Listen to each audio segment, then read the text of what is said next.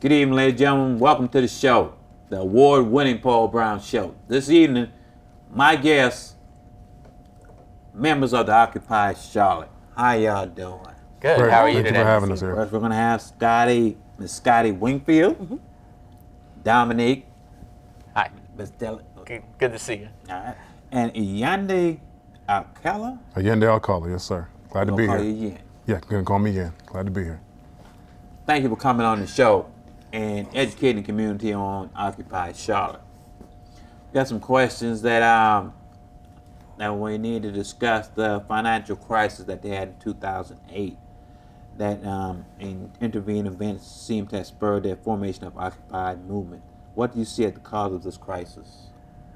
Well, the financial crisis is a classic liquidity crisis. These are the same types of crises that caused the Great Depression, where there was a massive loss of wealth within the global economy. In this case, in 2008, the global economy shed 40% of its wealth, and that led to a deflationary spiral, which drew massive amounts of currency out of the economic system, which virtually overnight locked up the entire economy, the entire credit system. And that was brought on by the bursting of the housing bubble that formed over the course of the decade from 2000 to 2008. But what we really need to ask is, how did that happen, and why did that happen? And there's three things that allowed that to happen. The first is 1987. You had the appointment of Alan Greenspan as the Federal Reserve Chairman, and he took a philosophy that anytime there was any kind of ripple in the economy, any kind of financial situation on Wall Street that was troubling, that the Federal Reserve would just lower interest rates, which would in turn shower these Wall Street banks with easy money, easy credit at low interest rates, which would gloss over the problem, which was that these Wall Street firms were engaged in bubble creation. The second thing that was important was the overturning of the Depression era protection of the Glass-Steagall Act, which created a firewall between commercial banks, investment banks, and insurance companies. And that was overturned in 2002 with the Gramm-Leach-Bliley Act, which allowed insurance companies to begin selling investments, investment banks to begin engaging in commercial depositing, and created what we have now, which are these too big to fail institutions that end up getting backstopped by implicit federal guarantees. The last thing that was important in allowing the formation of this financial bubble was the deregulation of the over-the-counter derivatives market. And what that is was the 2000 Commodities Modernization Act, which basically overturned any state regulation of derivatives trading, which is a $100 trillion market worldwide. And so what happened was, after the collapse of the dot-com bubble in 1999 and 2000, you had investors looking for new means of capital, and what they were doing was buying up mortgages from originators. Now, initially, they were securitizing these mortgages in pretty standard derivatives packages that were rated as AAA.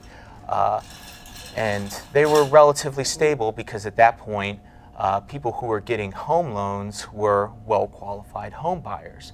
The thing is, eventually, when you're trying to write a number of loans in order to package them as securities, you end up running into a wall of there's no more qualified home buyers. So you start selling subprime loans. In 2002, subprime loans was a $100 billion a year business. By 2005, it's a $600 billion a year business. So they were selling as many or buying up as many of these subprime loans as they possibly could, and they were packaging them in a new financial derivative called a collateralized debt obligation.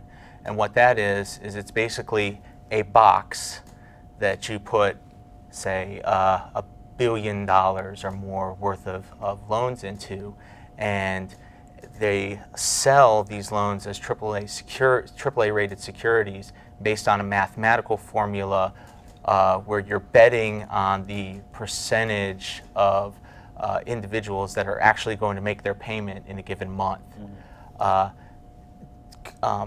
Ratings agencies such as Moody's, Fitch, Standard & Poor went along with this particular scheme for two reasons. One, their income was based on getting to rate these financial vehicles, and two was that there was legitimate fraud going on in writing these mortgages because the mortgage brokers, mortgage originators had a vested interest in selling as many of these loans as possible. The commission structure on those was much higher than they were on traditional fixed rate loans. So they're packaging these loans, they're taking about 60% of the loans in any given collateralized debt obligation, rating it at AAA, and selling it off to pension funds that are required to buy AAA rated securities. They're holding them as bank reserves in commercial banks and in investment banks in order to be able to lend more money to count against their debt to equity ratio. And they're realizing they're making more money actually selling these CDOs than they are in other sorts of investments. And the low interest rates from the Federal Reserve is actually supercharging that bubble because they're loaning money to these investment banks. The investment banks are then using that money to buy up the as many of these subprime mortgages as possible, packaging them and then turning around and selling them. But they realized, they knew that they were working with a house of cards. These investment banks like Merrill Lynch and Lehman Brothers and Goldman Sachs. So they start taking out insurance on these investments. Another type of derivative called the credit default swap. And the company that's most associated with that particular investment vehicle is AIG, which we all know got a huge government bailout. They wrote hundreds of billions of dollars worth of these credit default swaps, which was basically these investment banks that held the collateralized debt obligations going, we know that our investment is bad. We are going to bet against the investment by taking out insurance. So if the investment succeeds, great. If it fails, we get our money anyway. And this is what's called stunning and systemic financial fraud in the system. And that is what inflated the housing bubble. And when people started to no longer be able to pay their mortgages and foreclosure started to happen, people were trying to get out of their investments in these collateralized debt obligations. The entire system, which was overstretched with loans and overextended debt to equity ratios, suddenly collapsed. Okay, people were pulling their money out. They didn't have the money available, which in turn led to collapses in things like the shadow banking system, collapses in auction rate securities, which was accounting for half $500 billion a year in liquid equity. All these things together created this worldwide economic collapse, which we're living with the ramifications of today. And the fact of the matter is, these investment banks, these insurance companies, these too big to fail institutions that were allowed to grow since 2000 have all been bailed out, taxpayer funds, and they are allowed to continue on doing what they've done in the past. They're selling mortgages again. And the fact of the matter is it's time to see some people actually go to jail and take personal responsibility for the fraud that has been committed over the past decade against the American people and the citizens of the world. That's a good thing. How long have you been involved with the Occupy Charlotte? And what was that passion that caused you to want to do that? I've been involved since the first big march on October 8th. I've always been interested in issues of fairness and equality within the United States and globally. So when I saw people taking a stand or setting up tents to draw more attention to these issues and saying, we're not going to go anywhere until things change, that was really inspiring to me. Yeah. And I would say for myself, I began involved on the first day that Occupy came to Charlotte, which was October 1st. As my brother Dominic succinctly and wonderfully just illustrated, there was one of the greatest frauds perpetuated in human history on the American people. And what we saw were people who had once were at least allowed a fair chance, an ability to live the so-called American dream, to be able to at least minimally have a job, have a home, and be able to support their family. We saw that these things were being taken away, not by any fault of their own, but by this vicious predatory system that was perpetrated upon them. And although it's very complex, as you can see, as he gets into the details of it, Correct. the moral of the story is it was a rigged game, and basically what happened is there was one of the greatest transfers of wealth from the people, from you and I, from the 99%. For those of us sitting at home watching, there was the greatest transfer of wealth, and it went from their pockets and it lined the pockets of the plutocracy, of a small elite, of a class who basically maneuvered and worked the game to their advantage, where they could just siphon out great deposits of wealth. So not only were you, as the 99%, were we out working and providing for these companies that were growing ever so vastly and spurring this economy that was in a perpetual growth cycle. At the end of the day, all that hard work was taken away and was given to someone else from the fruits of our labor. So that just really got me going and wanted me to get involved.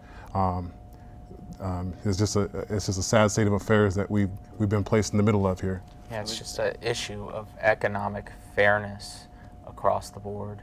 You look at the financial system, you look at the healthcare system, you look at the insurance and prisons and the war on drugs, and every single issue across our society seems to be based on the value of what is best for the elite in our society, and very few seem to look at it as what's going to be the best for the vast majority of people. And that's why I occupy, because it's time for us to exert our power as individuals and come together and say, you can't keep rigging the game, you can't keep making this unfair for the majority of the population. It's time for the system to work for everybody, not just a select few. Right, and I would say that's an important thing, that why we continue to occupy. As although we're known as the Occupy movement, we say we represent the 99%, which is the majority of Americans, and we need everyone to stand up and become aware of these things that are going on. We feel like, the 2008 crisis came, and we know have not passed because we're still feeling the effects every day as individuals. The same practices that led up to the economic crisis are back with a vengeance. So we need people to stand